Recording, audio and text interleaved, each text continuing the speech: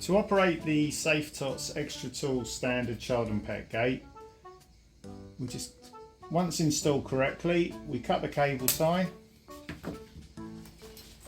and then this will mean that the gate is ready to use. To open the gate, it's a double locking mechanism. You push forward and raise, which means the gate can then be opened. Then to close it, you'll come back, do the opposite of the process and slot into position. The Safetots Extra Tool Pressure Child and Pet Gate comes with a one-way opening restrictor. This is the restrictor piece here at the bottom, and you'll notice that the gate can only be opened this way and it won't go past this point.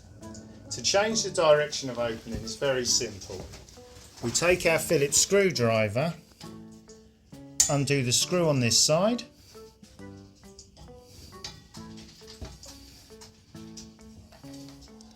this will enable the restrictor to be removed. We then push the gate through the other way, turn the restrictor over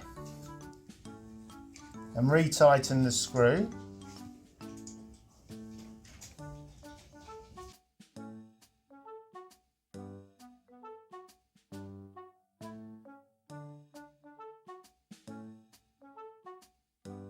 And then this will restrict the gate going to the other side, but will enable it to open on this side.